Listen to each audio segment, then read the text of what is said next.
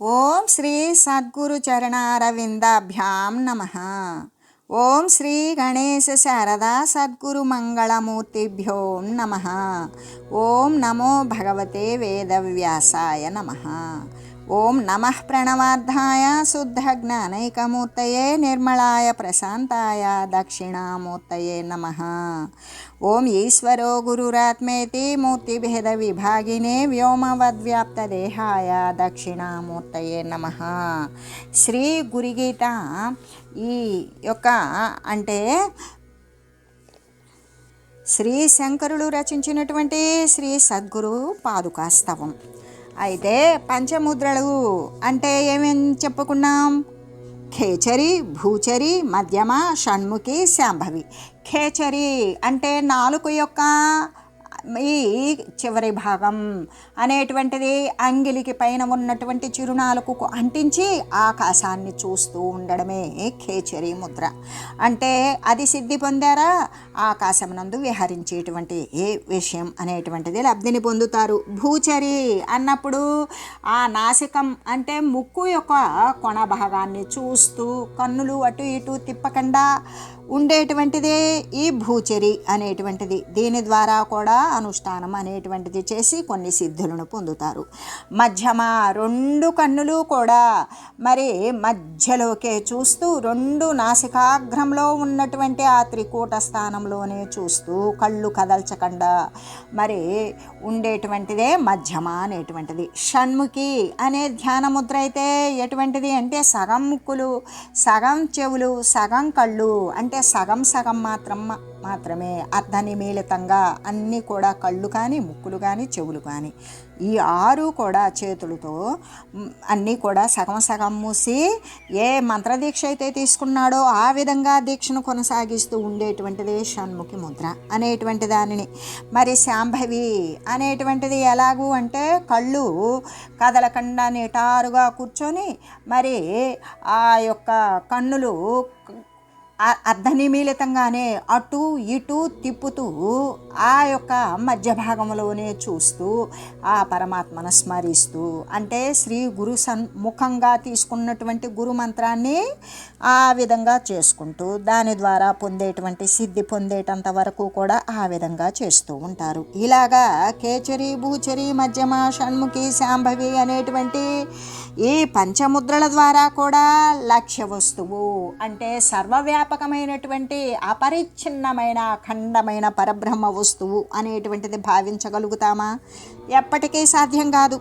ఎలాగంటే ఇది ముద్రాభావాల చేత, ఈ పంచముద్రలు అనేటువంటి భావాల చేత మనకి వెలుగు జిలుగులు అనేటువంటివి లోపల దానినే చిత్కళలు అని చెప్తాం. అవి రకరకాలుగా రంగురంగులుగా రకరకాల శబ్దాలతో రవాలతో కూడుకొని వెలుగు జిలుగులు కనిపిస్తూ మాయమవుతూ ఉంటాయి. ఇటువంటి చిందరవందరవన్నీ కూడా వస్తూ పోతూ ఉండేటువంటి వినోదాన్ని మాత్రమే కలిగిస్తాయి కానీ జ్ఞానము అనేటువంటిది కలగదు. అంటే మరి సర్వవ్యాపకత్వాన్ని, పరబ్రహ్మ స్వరూపాన్ని ఎలా దర్శించాలి? తన యందు ఉన్నటువంటి సాక్షిత్వ స్వరూపంలో తన యొక్క శరీరానికి కూడా మరి ఈ చలనము కలిగించేటువంటి చైతన్య వస్తువుని ఏ విధంగా దర్శించాలి అంటే జ్ఞానాన్ని సముపార్జించాలి. ఆ జ్ఞానము చేతనే అంతర్బహిర్వ్యాపకంగా సర్వము కూడా వర్తిల్లుతూ ప్రకాశిస్తూ చిద్విలాసంగా సత్యమై విలసిల్లుతూ ఉన్నటువంటి పరమాత్మ తత్వాన్ని ప్రత్యక్షంగా సందర్శనం చేయాలి. అంటే సాక్షిత్వ స్వరూపంలో వాడు సందర్శించాలి అంటే వాడు అస్థిరమైనటువంటి జగద్రహస్యాన్ని తెలిసినప్పుడు, అది అబద్ధం అని తెలిసినప్పుడు అబద్ధాన్ని ఆవలనే ఉంచివేస్తాడు. అప్పుడు అయితే ఆ రహస్యం తెలిపితే అస్థిరమైన జగత్తును గురించి సద్గురుమూర్తి తెలియజేస్తే ఏమవుతుంది? అస్థిరాన్ని ఎవ్వడూ వాంఛించడు. ఆ అబద్ధమైన దానినే అనగద్రొక్కటమో ఆవలకి నెట్టివేయటమో చేసినప్పుడు సత్యము అనేటువంటిది శాశ్వతంగా ఎల్లవేళలా అది సిద్ధించే ఉంటుంది. అటువంటి అనుగ్రహాన్ని, అస్థిర దృష్టిని నశింపజేసుకునే నిమిత్తం శ్రీ సద్గురువును ఆశ్రయించాలి.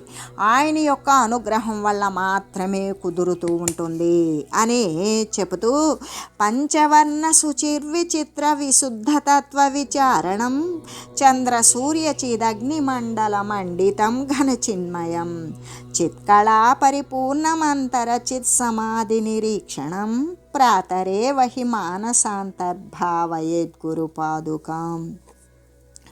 అంటే పంచవర్ణాలు 5 రంగులు ఏ విధంగా ఆకాశము, వాయువు, అగ్ని, జలము, పృథ్వీ అనేటువంటివి ఈ పంచభూతాలు కూడా 5 రంగులు కలిగి ఉంటాయి. అంటే పృథ్వీ ఎలా ఉంటుంది? బంగారు రంగు కలిగి ఉంటుంది. అదే నీరు స్ఫటిక వర్ణం స్వచ్ఛంగా కనపడుతూ ఉంటుంది.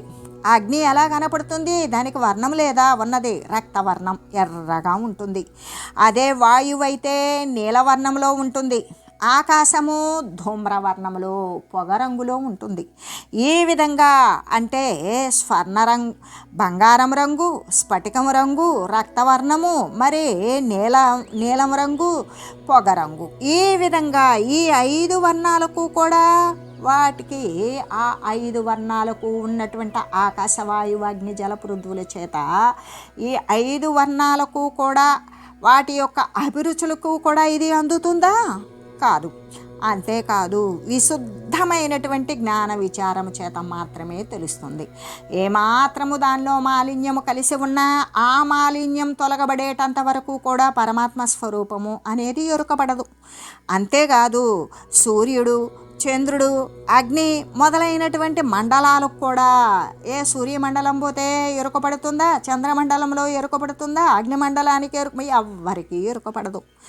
అది మరి చిత్కళలు అంటే ఏ యొక్క ధ్యానంలో ఉన్నప్పుడు ఏ వెలుగు జిలుగులతో కూడినటువంటి చిత్కళలు అనేవి ఉత్పన్నమవుతూ మాయమవుతూ స్ఫురిస్తూ మళ్ళీ అదృశ్యమవుతూ ఈ విధంగా ఉండేటువంటి చిత్కళలకు కానీ పంచముద్రలు అంటే మనం ఇంతకుముందు చెప్పుకున్న ఆ కేచరి, భూచరి, మధ్యమ, షణ్ముఖ, సాంభవి అనేటువంటి ఆ పంచముద్ర భావాలకు అనుసరించేటువంటి సమయమందు కానీ మరి చిత్తానికి అంటే ఏ ఆలోచనకు మూలమైనటువంటి చిత్తము ఉన్నదో ఆ తెలివికి అందే వెలుగు జిలుగులు అన్నీ కూడా అంటే జ్ఞానజ్యోతులు సూర్యుడు కానీ చంద్రుడు కానీ అగ్ని రూపంలో వెలువడేటువంటి ఆపోజ్యోతుల రూపాలు కానీ దీని ద్వారా చిత్తం అనేటువంటిది శమించిపోతుంది. చిత్తము శమించినప్పుడు ఇక అది సమస్థితిలోకే వస్తుంది. అంటే బుద్ధి సునిశ్చలంగా ఉంటుంది. ఇక ఈ బాహ్య సంబంధమైన విషయాలు ఎప్పుడైతే దూరీకరించబడినవో చిత్తము ప్రశాంతమవుతుంది. అలాగా నిశ్చలంగా నిలిచి సమాధి స్థితిలో సమమైనటువంటి బుద్ధి సమస్థితిలో ఎప్పుడైతే నిలబడి నిరీక్షిస్తుందో అప్పుడు మాత్రమే ఆ స్థితిని పొందగలుగుతారు. అటువంటి సమస్థితిని సమాధి స్థితిని పొందాలి అంటే పరిపూర్ణ స్వరూపము అయిన ఆ సద్గురుదేవుని సాన్నిహిత్యాన్ని పొందాలి కదా. ఆ సద్గురుదేవుని ద్వారా మాత్రమే మనకి అటువంటి సిద్ధి అనేది కలుగుతూ ఉన్నది అని తెలియజేస్తూ, అంతేకాదు హంసచారమఖండనాదమనేక వర్ణమరూపకం శబ్దజాలమయం చరాచర జంతుదేహ నివాసినం చక్రరాజమనాహతోద్భవమేకవర్ణమతః పరం ప్రాతరే వహి మానసాంతర్భావయేత్ గురు పాదుకాం. ప్రాతరే వహి మానసాంతర్భావయేత్ గురు పాదుకాం. అది ఎలా ఉంటుంది? పరమాత్మ స్వరూపము అంటే హంసలా చరిస్తూ ఉంటుంది. ఆధారం మొదలుకొని ఆజ్ఞాచక్రం వరకు కూడా ప్రణవనాదాన్ని ఉత్పన్నం చేసుకొని ఊర్ధ్వంగా పయనిస్తుంది, పైకే పయనిస్తుంది. అది బ్రహ్మరంధ్రము అంటే ఆ యొక్క సహస్రార కమలం నందు కనుక ప్రవేశిస్తే అనేక రంగులతో మరి ఆ యొక్క అనేక వర్ణాలతో సత్య పరమాత్మ స్వరూప సద్గురు సార్వభౌముడు అక్కడ సుప్రతిష్ఠుడై మరి వెలుగొందుతూ ఉంటాడు. ఎక్కడ? సహస్రార కమలమనందు. ఆ యొక్క తత్వము సదా సర్వత్రా కూడా వర్తిల్లుతూ ఉంటుంది. ఏ విధంగా హంసలా చేరిస్తూ ఈ యొక్క ఎడా పింగళ నాడులను ఆసరా చేసుకొని ఈ ఆధార స్వాధిష్టానమణి పూరక అనాహత విశుద్ధ ఆజ్ఞా చక్రాల నుండి ప్రణవాన్ని జపిస్తూ ఇంకా సుషుమ్న నాడి ద్వారా కూడా 3 ఏకము చేసి బ్రహ్మరంధ్రాన్ని సహస్రార కమలాన్ని ఎవరైతే ప్రవేశిస్తారో అక్కడ ఏముంటుంది అంటే సద్గురు స్వరూప సార్వభౌముడే సుప్రతిష్ఠుడై అక్కడ ప్రకాశిస్తూ ఉంటాడు కదా. ఆ తత్వము ఎల్లవేళలా కూడా సదా సర్వత్రా కూడా అక్కడ పరబ్రహ్మ స్వరూపము వర్తిల్లుతూ ప్రకాశిస్తూ ఒప్పారుచూ ఉంటుంది. అంతేకాదు శబ్దాలతో అక్కడ ఆరావాలతో ధ్వనులతో కూడా నిండిపోయి సర్వచరాచరమైనటువంటి ఆ ప్రాణికోట్ల యందు అంటే షట్చక్రాలలో కూడా నిరంతరాయంగా అనువర్తిస్తూ ఉండి ప్రతి దానిని కూడా చేతనత్వాన్ని కలిగించేటువంటి సత్య పరబ్రహ్మము గురించి తెలియాలంటే ఆ సద్గురు స్వరూపం ద్వారా మాత్రమే తెలుస్తూ ఉంటుంది. ఆ సత్య పరవస్తు స్వరూపమైన సర్వవ్యాపక తత్వము అద్వితీయమైన పరమాత్మ స్వరూపాన్ని గురించి తెలియాలి అంటే అనుక్షణము కూడా శ్రీ సద్గురుదేవుణ్ణి భక్తితో సేవిస్తూ అనుసరిస్తూ ఉండవలసిందే అని చెబుతూ జన్మకర్మ విలీన కారణ హేతుభూతమభూతకం జన్మకర్మ నివారకం రుచిపూరకం భవతారకం నామరూప వివర్జితం నిజనాయకం శుభదాయకం ప్రాతరేవ హి మానసాంతర్భావయేద్గురుపాదుకాం ప్రాతరేవ హి మానసాంతర్భావయేద్గురుపాదుకాం అంటే మనకి శరీరాలను ఉత్పన్నం చేస్తుంది, ఇంకా మరణాలు కలుగుతూ ఉంటాయి. ఒక రూపం వచ్చింది అంటే ఆ వచ్చిన దానికి పతనం అనేటువంటిది తప్పదు. అందుకే జన్మలను మరణాలు కలిగించేటువంటి కారణము నశింపజేసేటువంటి జ్ఞానము వలన జన్మ రానే రాదు. ఎలాగా? ఇక్కడ జన్మ రాలేదు అంటే మరణం ఉండదు, మరణం లేదు అంటే మళ్ళీ ఉత్పన్నం కాదు. కాబట్టి ఈ యొక్క చావు పుట్టుకలను కలిగించేటువంటి కారణాలు ఏవి అంటే ఈ యొక్క వాసనలే. ఆ వాసనలు నశింపజేసేటువంటి జ్ఞానాన్ని సముపార్జించుకున్నప్పుడు మళ్ళీ శరీర ఉత్పన్నంతో కూడినటువంటి జన్మ అనేటువంటిది రాదు.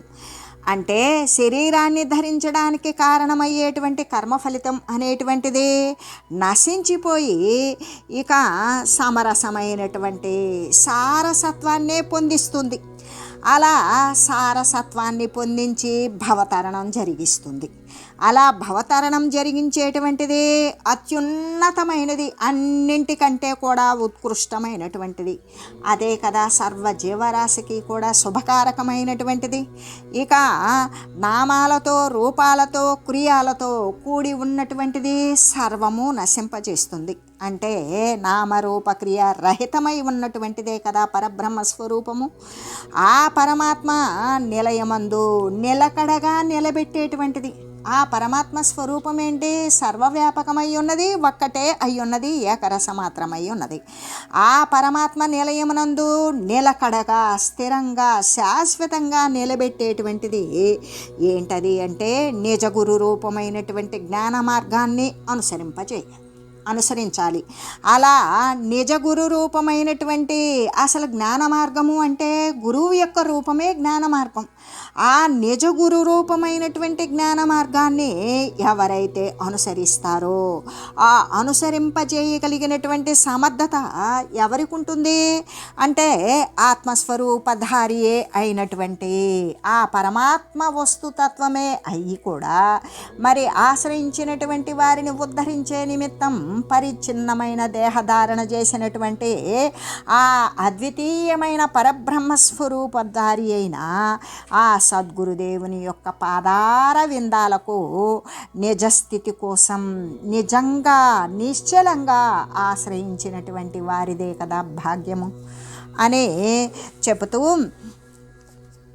ఇంకా కూడా తప్త కాంచన దీప్యమాన మహాణుమాత్రమరూపకం చంద్రికాంతర తారకైరవముజ్వలం పరమాస్పదం నీలనీరద మధ్యమస్థిత విద్యుదాది విభాసితం ప్రాతరేవ హి మానసాంతర్భావయేత్ గురుపాదుకాం.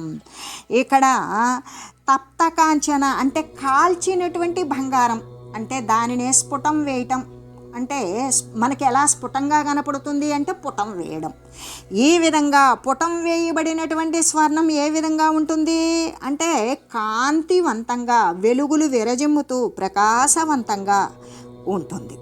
అలాగే ఈ పరమాణు రూపం నుండి కూడా మహత్స్వరూపము వరకు కూడా తేజరిల్లుతూ సూర్యునిలాగా, చంద్రునిలాగా, అగ్నిలాగా మొదలైనటువంటి ప్రకాశవంతమైనటువంటి పదార్థాలను కూడా ప్రకాశింపజేస్తుంది పరమాత్మ వస్తువే. నక్షత్రాలను సైతం కూడా ఉజ్వలంగా ప్రకాశించడానికి మూల కారణమై ఉంటుంది ఈ పరమాత్మ స్వరూపం. అంటే సకల ప్రాణికోట్లు కూడా కదిలేటువంటివి, కదలనటువంటివి, చలించేటువంటివి, చలించనటువంటివి చరాచర వస్తుతని కూడా ఈ వెలిగింపజేయడం, మరి ప్రకాశించేటట్లు చేయటం, కదిలింపజేయడం, ఇలాగా ప్రకాశానికి చలనాదులకి కూడా మరి నిలయమై ఉన్నటువంటి, ఆస్పదమై ఉన్నటువంటి, సర్వత్రా సదా సర్వవ్యాపకమైనటువంటి నిత్య నూతన విశుద్ధ చైతన్య స్రవంతిని సందర్శించాలన్నా కూడా, ఆ యొక్క స్వరూపమునందు సంలీనము కావాలి అన్నా కూడా ఆ చైతన్య స్వరూప సద్గురుమూర్తిని నిరంతరం కూడా సేవిస్తూ ఉన్నటువంటి వారి యొక్క జ్ఞానమే మరి సమర్థవంతమైనటువంటిది అని చెబుతూ, స్థూల సూక్ష్మ సకారణాంతర ఖేళనం పరిపాలనం విశ్వతైజస ప్రాజ్ఞచేత సమంతరాత్మ నిజాం సుఖం సర్వకారణమీశ్వరం నిటలాంతరాళ విహారకం ప్రాతరేవ హి మానసాంతర్భావయేత్ గురుపాదుకాం. ప్రాతరేవ హి మానసాంతర్భావయేత్ గురుపాదుకాం అంటే ఎల్లప్పుడూ సద్గురుమూర్తిని నిరంతరం సేవిస్తూ ఉన్నటువంటి వారి యొక్క జ్ఞానమే కదా సమర్థనీయమైనది. అలాగే స్థూల దేహంతో కూడి ఉన్నప్పుడు ఏ విధంగా ఆకాశతత్వాలైనటువంటి జ్ఞాత, మనసు, బుద్ధి, చిత్త, అహంకారాదులు వీటితో కూడుకొని మరి పంచప్రాణాలు అంటే సమానవాయువు, వ్యానవాయువు, ఉదానవాయువు, ప్రాణవాయువు, అపానవాయువు, ఈ 5 వాయువులతో కూడుకొని ఇంకా కూడా మరి పంచేంద్రియాలు అంటే చెవి, చర్మము, కన్ను, నాలుక, ముక్కు మొదలైనటువంటి మరి శ్రోత్రత్వక్కు, చక్షు, జిహ్వ, ఘ్రాణాలు అనేటువంటి జ్ఞానేంద్రియాలతో కూడుకొని శబ్ద తన్మాత్రలు అంటే ఈ యొక్క జ్ఞానేంద్రియాలకి విషయాదులు అయినటువంటివి శబ్దస్పర్శ రూప రసగంధాదులు, మరి పృథ్వీతత్వభూతాలు అయినటువంటి ఈ యొక్క పృథ్వీభూత తత్వాలు అయినటువంటి కర్మేంద్రియాలు అంటే వాక్కు, నోరు, పాణి, చేతులు, మరి పాదాలు అంటే కాళ్ళు, ఈ విధంగా మలమూత్ర అవయవాలు ఏ విధంగా అంటే ఉపస్థ, గుదము, ఉదస్థానము ఇవన్నీ కూడా కలుపుకుని కర్మేంద్రియాలు ఈ పృథ్వీభూతమైన ఈ యొక్క 25 తత్వాలతో కూడినటువంటి వీటితో కూడుకున్నప్పుడు ఈ యొక్క స్థూల శరీరానికి విశ్వడు అనేటువంటి పేరు కలిగి ఉన్నది. అదే సూక్ష్మదేహంతో అయితే సర్వేంద్రియాలతో కూడుకొని స్థూల దేహంతో 25 తత్వాలతో కూడి ఉన్నటువంటి వానికి విశ్వడు అనే పేరు కలిగి, మరి సూక్ష్మదేహంతో ఉన్నటువంటిది అంటే పంచప్రాణాలు ఏంటవి సమాన, వ్యాన, ఉదాన, ప్రాణ, అపాన వాయువులు, జ్ఞానేంద్రియాలు అన్నప్పుడు శ్రోత్రము, త్వక్కు, చక్షువు, జిహ్వ, ఘ్రాణాలు, మరి తన్మాత్రలు, శబ్దస్పర్శ రూప రసగంధాదులు, మనసు, బుద్ధి, ఈ 17 ఇంద్రియాలతో కూడినటువంటి సూక్ష్మదేహంతో మరి ఏం పేరు కలిగి ఉన్నది అంటే తైజసుడు అనేటువంటి పేరు కలిగి ఉన్నది. ఈ యొక్క విశ్వడు అనే నామం కలిగిన స్థూల దేహంతో, తైజసుడు అని పేరు కలిగినటువంటి సూక్ష్మదేహంతో మూడవది అయినటువంటి కారణదేహము అంటే ఏ విధంగా చిత్తము జ్ఞాతతో కూడి ఉండడం, అది మాత్రమే. ఇక అది ప్రాజ్ఞుడు అనే పేర్లతో కూడా చెప్పబడుతూ ఎలాగంటే ఈ కారణదేహముతో ఉన్నటువంటి ప్రాజ్ఞుడు అనే మొదలైన పేర్లతో విశ్వడని, తైజసుడని, ప్రాజ్ఞుడని చెప్పబడుతూ ఉన్నది. వాస్తవానికి ఈ యొక్క విషయాన్ని విచారించి చూసినప్పుడు కేవలము పరమాత్మతత్వమే సర్వానికి కూడా కారణమై ఉన్నది అని కదా తెలుస్తూ ఉన్నది. అయితే ఆ ఈశ్వర తత్వమే కేవలం సాక్షి స్వరూపంలో ఉన్నటువంటి ఏ హిరణ్య గర్భత్వ రూపమైతే ఉన్నదో ఆ పరమాత్మ స్వరూపమే అయిన ఆ పరమగురుడు అంటే సర్వులను ఉద్ధరించటానికి సముద్ధరించటానికి సమర్థుడైనటువంటి ఆ పరమగురుడు ఏ విధంగా ఉన్నాడు అంటే పరమాత్మ స్వరూపమే అయ్యున్నాడు.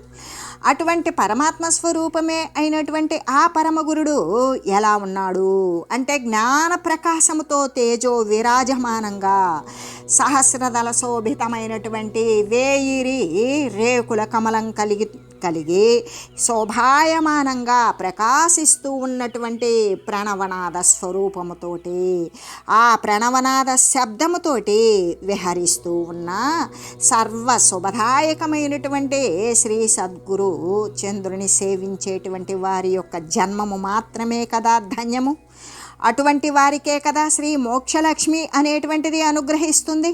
అలాగా అంటే ఆ పరమాత్మ స్వరూపమైన శ్రీ పరమగురుడు జ్ఞాన ప్రకాశము చేత విరాజమానుడై శ్రీ మోక్షలక్ష్మి సహితుడై ఉంటాడు. అలా మోక్షలక్ష్మి సహితుడైనటువంటి సద్గురు సార్వభౌముని యొక్క అనుగ్రహం పొందినటువంటి వాడు ఇక సత్తునందు స్థిరపడినటువంటి వానిదే కదా నిజమైనటువంటి నిత్యము సత్యము భాగ్యము అని తెలియజేస్తూ, అంతేకాదు ఏ విధంగా అంటే శ్రీ జగద్గురు శ్రీ శంకర భగవత్పాదులు తెలియజేసినట్లుగానే సద్గురుని దేవుని యొక్క పాదుకలను ఆశ్రయించినటువంటి వానిని జ్ఞానలక్ష్మి ఆశ్రయిస్తుంది. మోక్షలక్ష్మి అనుగ్రహిస్తుంది అని తెలియజేస్తూ ఓం మంగళం శ్రీ గురుదేవాయ మహనీయ గుణాత్మనే సర్వలోక శరణ్యాయ సాధురూపాయ మంగళం. ఓం లోకా సమస్త సుఖినో భవంతు. ఓం శ్రీ సద్గురు పరబ్రహ్మార్పణమస్తు. ఓం తత్సత్.